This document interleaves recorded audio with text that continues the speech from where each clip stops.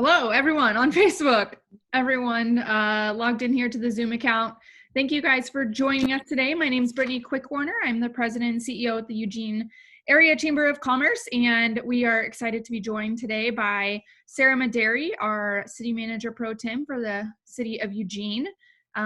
We have a handful of folks who are signing on as participants with the Zoom, but then we also are streaming this live to Facebook. So I want to make sure the folks on Facebook know that we can see your questions, and we're gonna try to address those within the Zoom call as well. I'm trying to pull up there's my feed.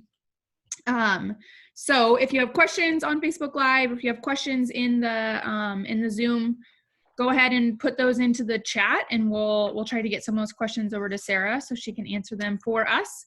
Sarah, I'm going to go ahead and toss it to you just for a general kind of introduction, and then I got a handful of questions that you didn't get in advance, so you couldn't prepare your answers. It's okay.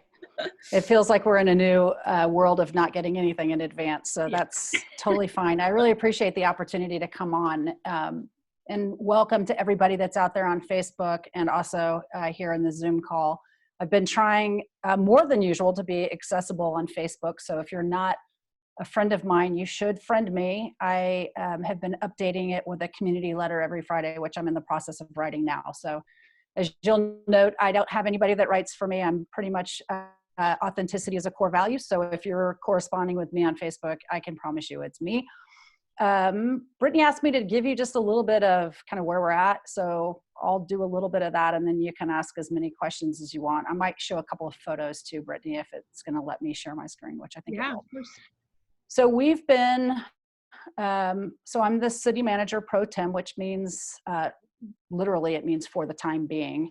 And we've been in this mode of kind of emergency operations for just over a month. So a lot of people have been kind of jumping in the stay home, stay safe over the last couple of weeks, but we saw this coming a little bit earlier than that and had already stood up our emergency operations. We didn't have the full center going, but I had asked Chief Chris Heppel to be the incident commander and start to plan for what was already becoming what I thought was a communications emergency, as people were asking a lot of questions and concerned about what might be coming. Yeah.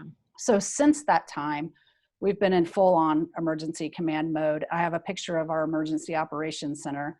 What that basically means is we set up through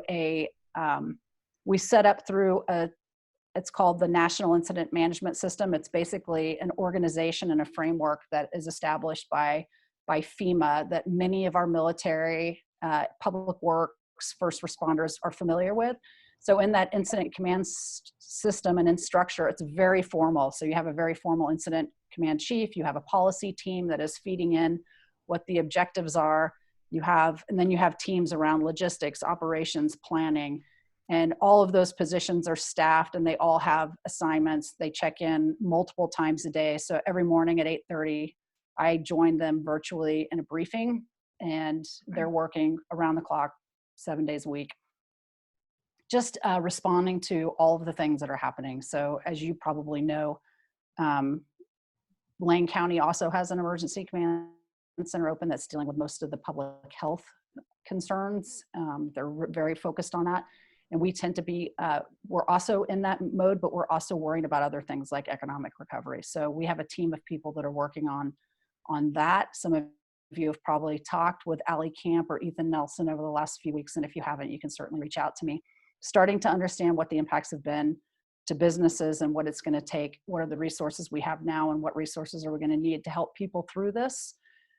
We're also doing a lot of work around how to work with the unsheltered. And I know that has been a topic front of mind for the business community for long before this pandemic struck, but it's even more complicated now as we're trying to kind of keep people in place and not congregate them. So some of you have heard some of the things that are happening around that. I can answer some of those questions, Brittany, if you think. Yeah, I could show you. I could talk. I mean, so I don't know how much I should just keep talking and how much you want to like pause. So you kind of have some good segues to a handful of the questions that I have. So I'll throw some of these out here, and then you can go into more detail about some of those. Okay. So you mentioned the incident response system, and the county having a similar kind of EOC stood up. Can you talk, how are you guys working with the county? What are the roles that each of you are playing? Yeah. So we have we stopped short of going into a unified command, Okay. which sometimes we would do under like a big, like natural disaster where all of us are working on the exact same problem. Instead, what we did is we have an EOC. And Springfield actually has an EOC, but we co-located them this week into the fire station in Station 2 with our EOC. So we're working really, really closely with them because they're dealing with similar issues as we are. So what we have is 3 different groups of people working, but we have a joint information center. So it's called the JIC. So we have staff that are working closely together on the communications out to the community. And then our incident commanders talk daily, and also all of the sections. So if you're the operations section chief, you're talking to the operations section chief at the county every single day, or you should be doing it every day. I'm on the Lane County EOC policy team, so I call into those phone calls twice a week. We're communicating a lot. I think Steve Moker-Heisky and I didn't know that we were going to become best friends when we started in this role, but I feel like we've been working together on so many issues. It's kind of a constant, feels like one team, honestly. Yeah. Someone just said, so EOC stands for Emergency Operations Center. Correct. Okay. Yeah. Good. So, and you talked a little bit about, so the county is our public health, kind of entity for the community. But you guys obviously have components of that are on your work plan as well. One of those being response to the homeless crisis. I know the county and city are both kind of working in that way. So homelessness in general, response to that, trying to help get people housed. But in this scenario, how are we taking care of the homeless people who are, maybe used to congregating in groups that they shouldn't be having a place to stay during this, this sensitive time? So can you talk a little bit more about what have you guys been doing when it comes to serving the homeless population here? Sure. So there's lots of different elements of this population. So from a public health standpoint, Lane County established the Lane County Event Center, some areas there to house what we would consider to be the most vulnerable of homeless. So people that have underlying medical conditions, they're older, they already have respiratory issues. Mm-hmm. They set that up in a way that everyone could maintain enough social distance, but they felt like they needed to have a way where that population could be monitored and have their temperature monitored and make sure that they had a place to be. They've also established some areas associated with that. So it's not all in one room. They have areas where, like, if you're really sick, you may go to this section. And if you're really, really sick, you're probably going to end up in a totally different area. So that's one area that we're dealing with the most vulnerable. And they've been really encouraging us not to tell people, go to the fairgrounds, because they're really trying to limit that. I think they have space for about 150 people. The dusk to dawn tent camping for that we've always had, they have staffed 20, like, around the clock. So now it's dawn to dawn. So we're not kicking people out onto the streets. They can stay there. Okay. The most complicated part, I think, that's been challenging for people is the direction we've been given by the CDC in Lane County is, for the most part, if people are camping, we should be asking them to stay in place, which is contrary to everything we've ever done. We were usually enforcing the prohibited camping rules and moving people along. So if there's not an immediate public safety issue, we're not moving people along. And instead, what we've done is we've kind of deployed mobile outreach teams. So we have a couple of staff and police that are out in the parks and on the bike paths and meeting people where they are and trying to provide them with supplies to keep them safe and healthy, remembering that job number one is to flatten the curve, mm-hmm. which is hard for people, but that's job number one. So that's a little bit of, let me see what else is going on. Oh, we also, the county also just purchased the site on River Avenue, the old VA clinic, and for a space for people that are unsheltered that end up with COVID, because it's a medical facility. It has a lab. has a pharmacy. So they're moving forward with that as well. Someone asked, what is the total number of homeless in Eugene Springfield? Have we gotten official counts back from this year's point in time?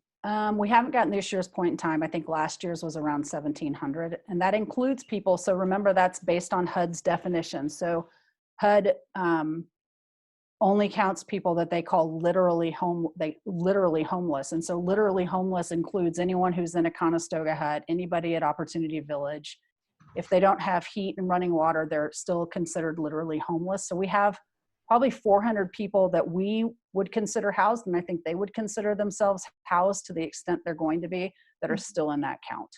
Okay. And then of course, the folks who aren't counted, we know that that's another issue is there's definitely flaws in the methods of counting folks. So for sure. Yeah. But roughly speaking, I went out and counted this year, and I can tell you that you only count the people that want to be counted. So if you ask them if they slept outside or on the streets and they say no, even though you can tell they did, you have to mark no. So it is an undercount for sure. Yeah, definitely.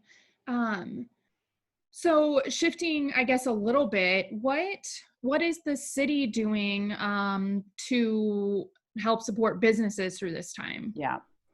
Well, one of the things we're doing is we've tried to maintain all of the operations internally that we do that support you, and we haven't just shut down. So even though some of our buildings are shut down, we're still reviewing building permits, we're still reviewing land use applications, we're still doing inspections, we're still out, we're still doing that, and it's very interesting. So, we're sending these giant monitors home to people's homes because we are trying to keep people away from each other, and to the extent people can work from home, we're doing that. In fact, I'll show you a picture. We've been doing all city meetings once a week on Zoom, and we're getting the highest attendance we've ever had at an all city meeting. So I've got some pictures of that. We have a wing of our EOC that is focused on economic prosperity. I can't remember the acronym for it, but it's like ESF 6, something like that. We have a team of people that are working closely with the county on understanding what are all the different issues that are going to need to be addressed going forward. Mm-hmm. We partnered with Lane County and Springfield on quickly making some money available through the loan funds. We have forgiven we've contacted everyone that already has a loan with us and said we're holding off on taking those payments. We've been reaching out to people as we learn about struggles. I'd heard that I've heard a couple of businesses really struggling. I've been reaching out to them as I've heard about them, just to kind of touch base and see how we can help. It's a really difficult time to know exactly how to help. Yeah. Other than to be listening and available. Yeah, I can add to, obviously the Chamber's main priority during this time has been trying to support businesses in every way that we possibly can. And I concur that it's, sometimes it's hard to know how to do that and what exactly businesses need right now. I think the city was great in responding pretty immediately with some funding for a small business loan that, they partnered with the city or Springfield and county. Obviously, it's never going to be enough, right? We had over 250 people businesses apply for that loan, and they were able to grant 19 of them, I believe. So I know one of the other things that the city did that was helpful is establish those temporary parking spots downtown for businesses who were able to still do delivery and takeout.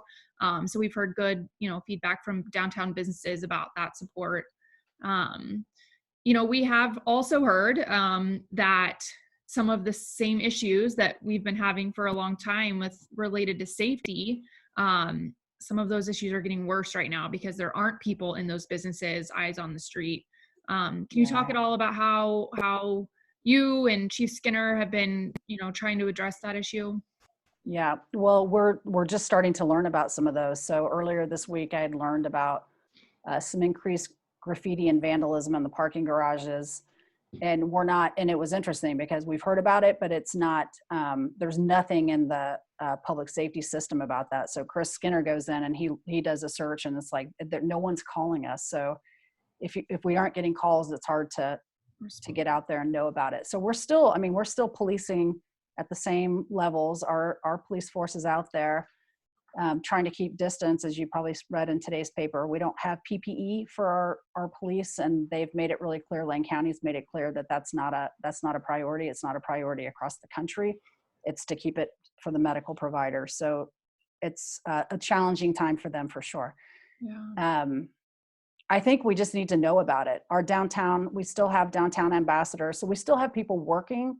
And I think if you're experiencing that vandalism, I would encourage you for sure to call 911. And we will, if there's people that are camping and they're causing those kinds of safety concerns, we will ask them to go. So this is not a free for all in terms of you can just be anywhere. You still have to have some basic safety guidelines. Good. I think that's a good message for folks to hear is that while everybody is kind of in response mode in one way, shape, or form, that you guys are still trying to maintain business as usual, and that, continue to call and report any kind of issues folks are having so they know to respond to it. Yeah. I want to be honest though. It is really a different time. So I think I saw something yesterday on email for somebody saying I was abdicating my duties by not just clearing people out of parks. And it's like, yeah, I understand. I understand that sentiment,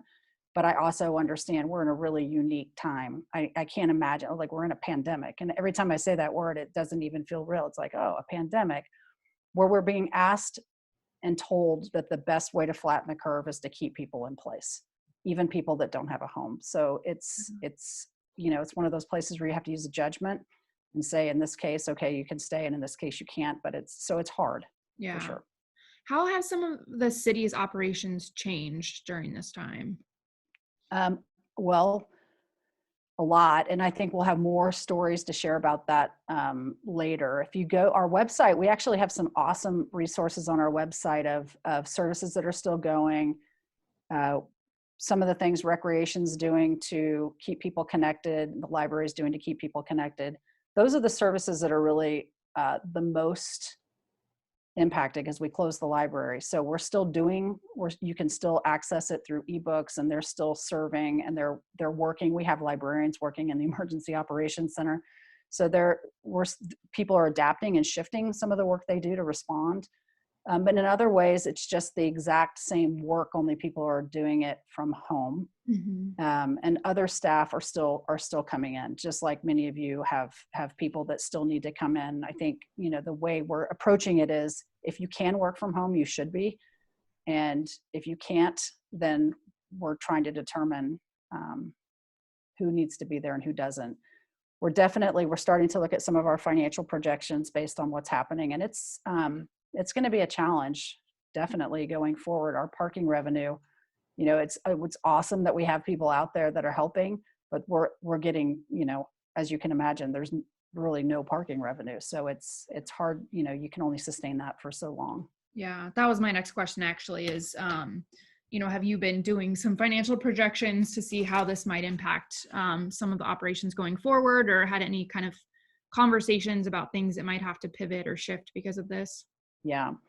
So we just started looking at those forecasts this week, kind of looking at what we already know that we've lost in revenue, and then trying to do some modeling. So it's hard enough to even model, like, how long is this going to last? Like, how long, if you flatten the curve, how long does it last?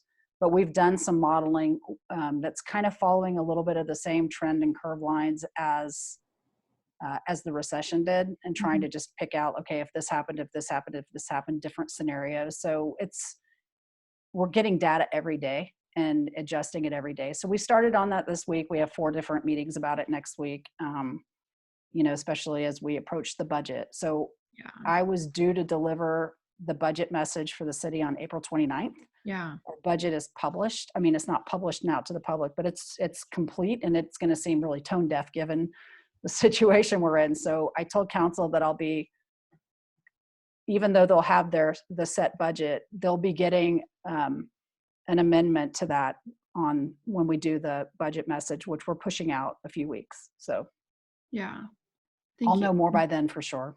Okay. I'm trying to make sure I'm catching these questions on Facebook. Someone says, I think it's worth mentioning and giving recognition to the city for supporting employees in this difficult time by allowing full pay for 80 hours of emergency paid sick leave for those who have children at home or can't telework. So it sounds like you guys have been supportive in that way. Yeah, we've been kind of following a lot of what many of the other municipalities are doing going into this, right? Which was we need to help people through this process, because if the thing that's really different about a recession is it feels like the recession was kind of this long, slow back and forth, right? And this feels like, I don't know what it's going to look like, but I know we're going to get to the other side and it won't be as long, at least in terms of the initial crisis. And we're going to still need to be able to provide some services. So how do you keep people kind of whole through that as much as we can? Yeah. I've been inspired by some of the conversations that you and I have had about how you're trying to keep morale up as best as possible with your staff and with, as a leader of an organization, I think a lot of business leaders in the community can relate to really trying to figure out, how do I make sure I'm supportive and I'm also, doing the most financially, fiscally responsible thing for my organization, and how am I keeping morale up during these times? And do you have anything you can share about things that you guys have been doing or things that have worked? Yeah. So this is definitely going to be something that I think challenges all of us in our leadership area in ways that we probably will always be better for. It's hard for sure. I feel really grateful that I've had a lot of leadership training coming into this. And I felt like, and I've led the organization through a couple of really tragic events, including, somebody losing their entire family in a car wreck, including Kurt Corey's, sudden loss. There's been a number of things that I feel like I've had some extra training in terms of, like, I feel like I'm a counselor in some ways too. So I've just been trying to remind people every week this situation is very different than anything else. Like when we get a snowstorm, it's like all the snow lands at the same time. We're all experiencing that at the same time. Power's kind of all going out at the same time. And we all tend to be in sort of the same rhythm of emotions. This one feels like every single time I meet with my team, and even if it's twice a day, every single time, everyone's in a different place because different things are happening at different times for everybody. And the reality sets in different ways for everyone. I think that's going to be true as we continue to have more positive cases. So I have been just trying to remind people everyone's grieving, schools being canceled, sports being canceled, people losing their jobs, people losing their businesses. We're all grieving, and to the extent we can be really graceful with each other. And I've been really encouraging, if you read my community letter last week, to try to keep people out of the drama triangle, which is you get under stress and you tend to fall into one of the areas. You blame attack, or you're a victim, or you're a martyr. And that tends to be what we do when we're under stress. A better and more functional way is to stay open, resourceful, and persistent, which means even when you feel your worst, you're asking questions, you're being curious, you're sticking with it. And if you can kind of try to remind yourself of that. And I've been doing a lot of that with our team. We've been talking about our values and how our leadership values are, how they're showing up and how they're getting in the way. And we've had some we're having really tough conversations, and we know we have tougher conversations ahead. So I don't know, I'm pulling out all the tools out of my toolbox and trying to make it better. John Borofsky asks, can you talk to the many work plans that were in place before the COVID-19, things like the CRO, construction excise tax, the budget, payroll tax, all of those types of things, and how folks can expect those to move forward, and importantly, how to stay engaged? Yeah. So it's a good question. So I think the CRO, in some ways, Chelsea and our team have been continuing to do a lot of work on that. So they're fully engaged. It's given them time to kind of go in and take a lot of the feedback that they've been getting and incorporate it into the plan. So I think the question, John, will be like, how much can we afford to fund that? How much like what are going to be those policy choices going forward? Those were, are those top policy decisions going to be the same policy decisions? On the CRO in particular, I've heard a lot of people saying this is a good, this proves up that we can do business differently. Not all businesses. So I'm not saying like you could do La Perla as takeout forever. I'm talking about, I think the reality of something like a major climate emergency feels more real for people now. Yeah, CRO is Climate Recovery Ordinance. Right. The Technical Advisory Collaborative, so the work around the homelessness, that work is not going to go away. It's still going to be a super high priority. Housing and housing affordability is going to be a really high priority. I think what you'll see, and what I'm planning with council, they come back into session next week, and we're looking at their what was on their tentative agenda and kind of starting to put those into a few buckets of, here's a few like kind of policy loose ends that need to be finished. Here are some things that are, we're starting to think about like what's COVID related. So like we're going to be in response mode for a while. So there's going to be a bucket of things that they need to talk about that are related to this emergency. There's going to be a bucket of things they need to talk about around how we recover from this. So I'm thinking about it in those ways, and we're going to have next Wednesday will be their first work session. We're doing it on Zoom, and they will talk a little bit about the calendar, but then the following Monday, the 13th, we're talking about doing kind of a small goal setting session to really help them focus their work between now and the summer. And so I think that will show how some of that work will play out. Yeah. Do you have any insights or things that you can share with us that you've heard about how long some of this is going to go on? I mean, I know that, Eugene, Lane County, Oregon as a state, it's said that we won't peak for several weeks, but what does that look like? What are you hearing? Yeah. So that's what I'm hearing too, is that, I mean, I have to rely on our partners at Lane County Public Health that are working with OHA, the Oregon Health Authority, that say that they're looking at early May. So first week of May would be the peak. And I believe that's like, and then you still have to come down off of that. So I'm thinking I don't know, Brittany, I think it's maybe mid-May, and then, if we flatten that curve, we still have the disease, it's still here, the virus is still here. We've just created a situation that our medical facilities can handle it.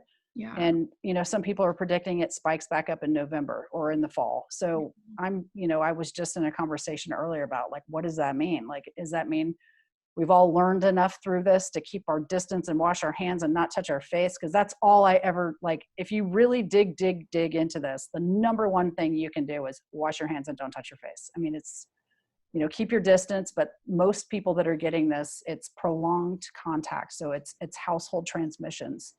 It's, coworkers touching all the same things and being close all the time. So but as long as you're washing your hands and not touching your face, which I am the worst about, you should. So am I. And all these webinars has made it very obvious to me how often I'm just like. I know, but now I feel like I washed my hands. I'm in my safe space. I can touch. Yeah. I'm paranoid about it. Thank you for that. I appreciate it.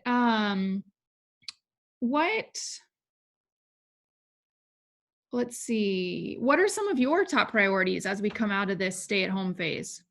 Yeah, I think my top priority, honestly, is, when we get out of the stay-at-home phase, I mean, I think still flattening the curve is always going to be a priority. So what are we doing to help with that?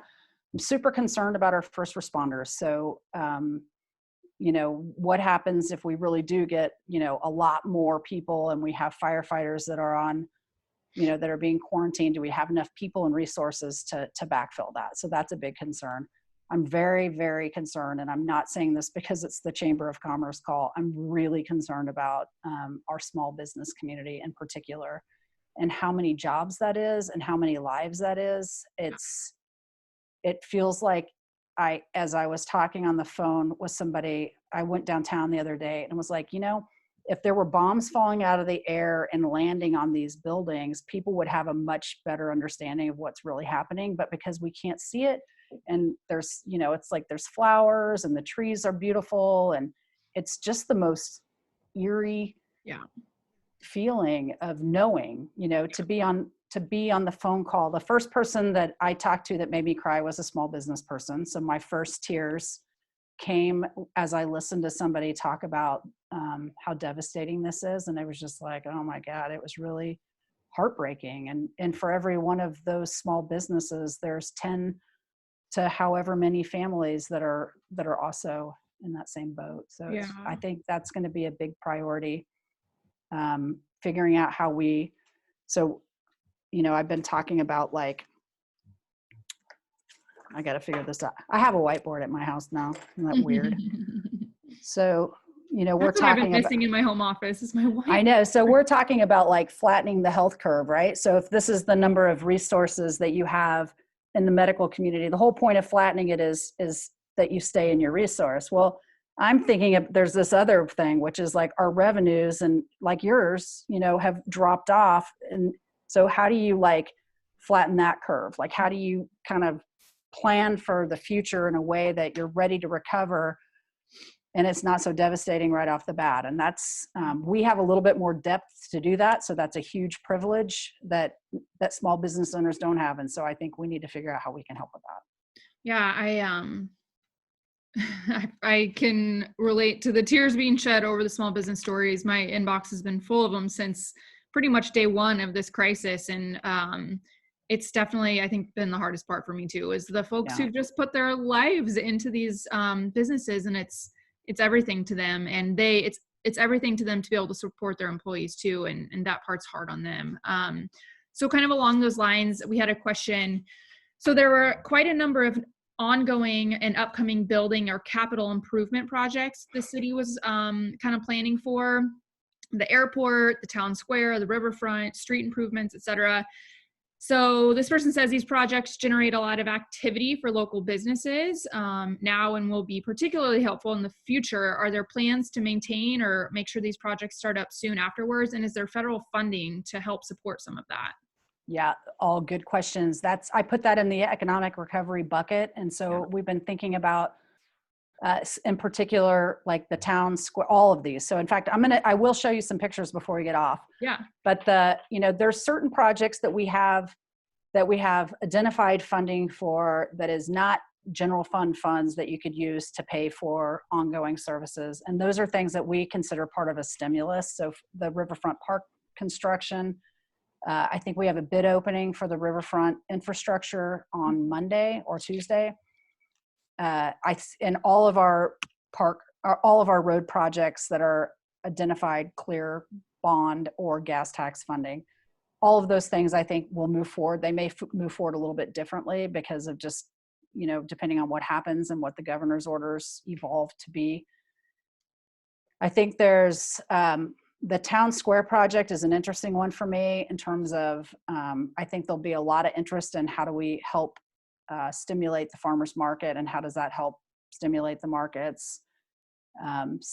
I've asked, actually, because the Olympics got delayed and 21 got delayed. So we don't have the same pressure on timelines that we did before. And I think that our markets are actually getting nervous that they're getting nervous too. I don't think they want a lot of disruption right now. So we're talking about like, okay, we may need to time this a little different, but it's still, I think that question about continuing those projects because they help employ people is forefront. I'm on a phone call at 2:00 today with Peter DeFazio's staff and to talk about the infrastructure build grant money. So he's also thinking about that. We're going to be talking specifically about the airport, which, by the way, talk about a revenue hit for something that really, really matters to the business community. I'm very concerned about what happens with the airport. Yeah, I had the same concern and feel a little bit better after talking to Catherine Stevens over at the airport yesterday. That part of the federal stimulus package supporting the airlines, one of the requirements for the airlines to get that stimulus funding is that they don't pull out of these local airports. And so I'm hopeful that will help a little bit, but she did, enlighten me to some of the revenue impacts that think she said an 80 to 90% decrease in the number of passengers going through the airport right now. Yeah. Speaking of the federal stimulus, are there funds that have been made available to the city to help with some of the response efforts, and will that kind of help backfill some of the budget, I guess, shifting that you've had to do to support people in the emergency operations center and whatnot? It's not entirely clear to me yet what that is. We have staff working through like what we get and what we don't get. I don't have a lot of certainty on that yet. Yeah. Someone asked, what positive operational changes, if any, have you seen made that you might think, hey, we could keep this going? Oh my God. I have said every week, like, it was my dream come true to be able to do online all city meetings. I just didn't want it to be under these circumstances. So there's a number of technologies that we've wanted to deploy that have been challenging because, you know, when you're in your normal operating environment, you're working on whatever priorities ahead of you. This has created a communications priority and a technology priority that has really completely upended some of our systems in really positive ways. So for example, the whole city is working on Microsoft Teams right now. We're using Zoom too, but internally we're on Microsoft Teams. So our emergency operations center we're able to keep people about 6 to 10 feet apart, because the only people that are in the actual physical operations center, and you'll see a picture, are the section chiefs, and everybody else is working remotely through the Teams platform. So the morning calls, there'll be 50 people on the call, and there's probably 10 people in the room. So that has created, and I mean, I think that's been really, really helpful, just being able to do that, I think. But I just think we've been much more flexible, and I think there's just going to be a million things that come out of this that will seem better, you know. It's good. It's hard to get there yet. Yeah. Right. I mean, we wanted to have mobile outreach teams. It's in the TAC report, and now we've got, like, we're doing it. Like, we have 8 teams out.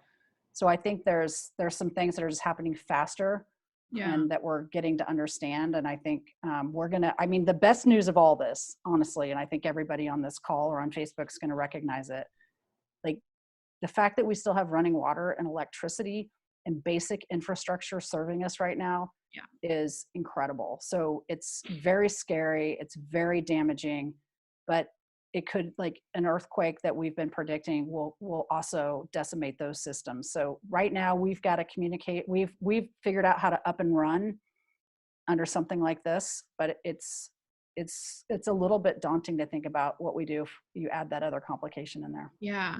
I've done a lot of thinking about how my hope and dream is that people's reaction to this crisis is that they're better prepared for the next one. I feel like, I know my husband and I, thinking a lot more about, okay, what do we need to have in place if there is an earthquake? And it's a very different type of crisis you're responding to. But I feel like something like this has made it much more real for people. And I feel like a lot more folks are going to be like, yeah, maybe I should take this weekend to put a box together for in case there is an earthquake at some point. So that's one of my dreams, is that come out of this, people are going to be way more prepared for the future crisis.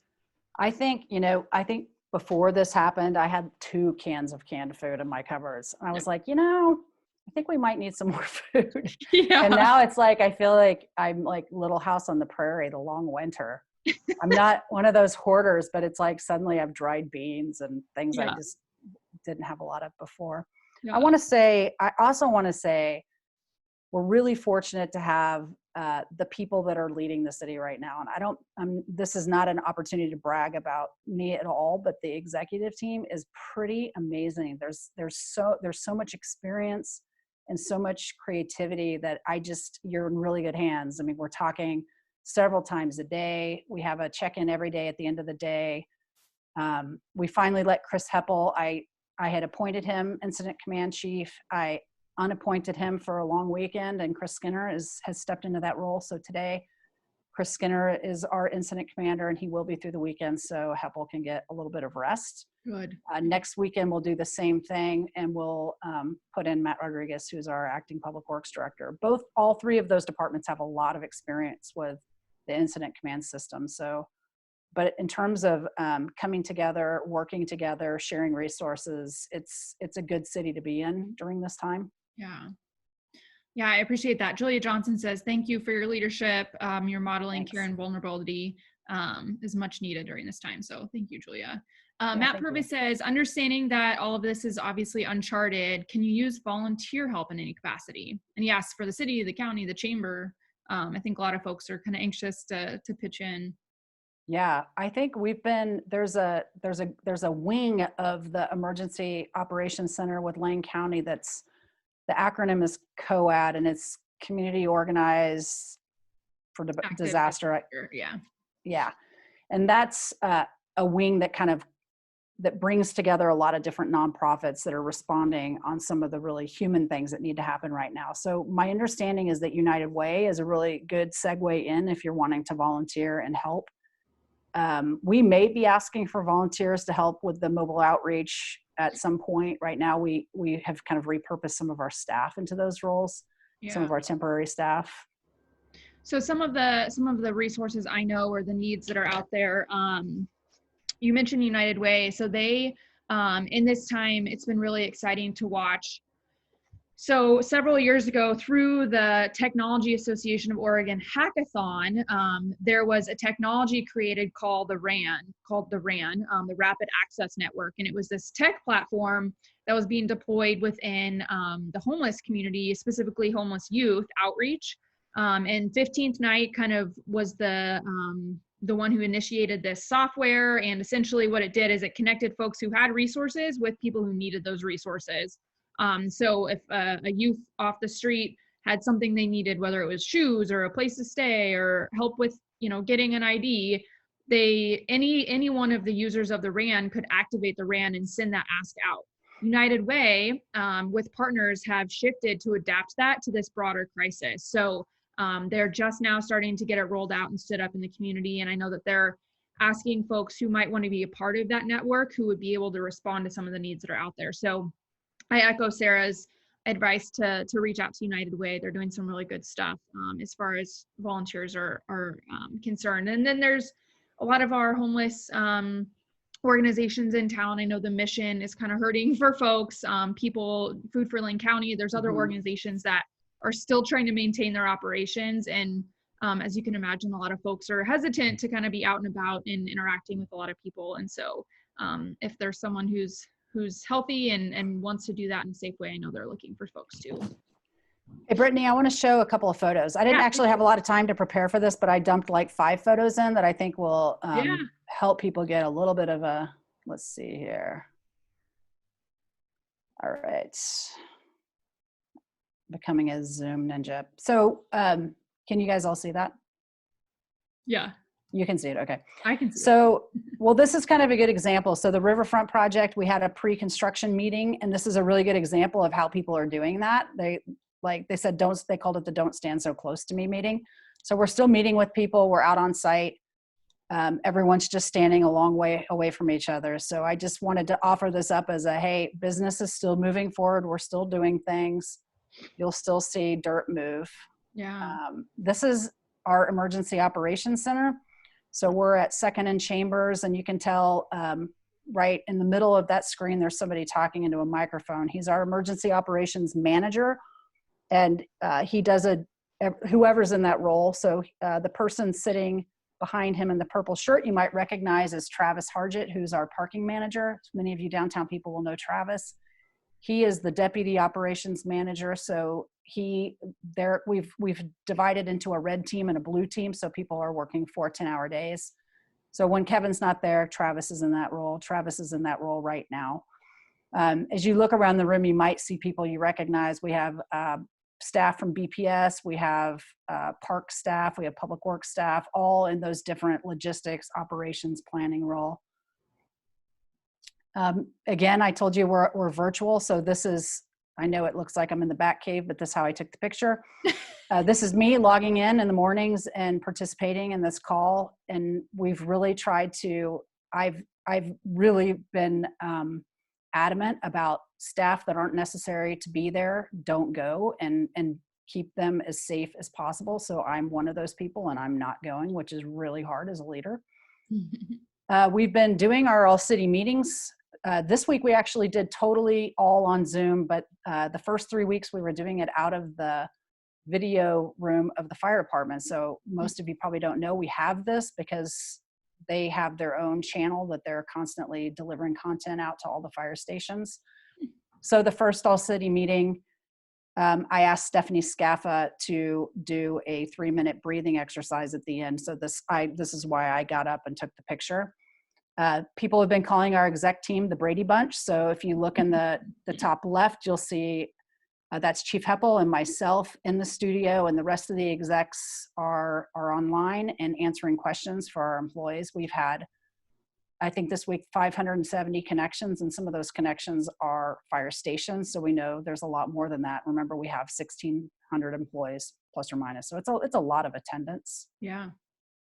Councilor Simple had made this this group of flags to hang in the EOC to keep them safe. It was like safety flags, and they hung them up, and now they've been taking little thank you notes and things that they're getting through social media and created this gratitude board, which is keeping people pretty upbeat. That's awesome. And that's pretty much what that's all I had to show you. I just wanted to show you a couple of things. Yeah. I wish I had more time to show you more. I really appreciate you taking the time. A couple of folks say continuing to deliver all of these services the city provides to the community. Kudos to the city for this. It helps calm the frantic nature inherent in the crisis and gives us all security. So I think even just hearing from you that things are, moving forward as, a lot of things are still moving forward as planned. And while you are absolutely in response mode, you're trying to maintain as much normalcy as possible. Yeah. John Borowski says, please put on council agenda to hire you as city manager. This is the best job interview ever. You don't think I need 8 interview panels and situational questions? Can you imagine if someone would have told you 6 months ago, oh, and by the way, we're going to need you to lead us through a pandemic? No, I wouldn't have believed it. Yeah. But here we are, and I think we're in really good hands. I feel really confident and calm. I definitely have moments where I feel overwhelmed, and I think you probably all have that, and it's different things that get you there. I'm really worried about our kids. You had asked a question about, it's not typically the city's role to be in the role of school delivery, but I've been talking to the school superintendents once a week, every Friday morning, and just thinking about the impacts to our youth in this community and the lifelong impacts to losing this amount of learning, especially for those kids that don't have access to digital, to Wi-Fi, and that are in households where they could be being abused. So it's those impacts, I think, will live with us for a long time. Yeah, absolutely. Lots of kudos and thanks from folks who are listening. Thank you. So thanks for taking the time. Yeah, thank you, and feel free to reach out. Yeah, hopefully we can catch up again sometime soon. I think it's nice to hear from you on a fairly regular basis, just to know and connect with what's going on. And of course, if there's things that people can do, they want to be able to do it. So I really appreciate it, Sarah. Yeah, thank you so much. I appreciate everything all of you are doing. Hang in there. We'll get through it. Yeah.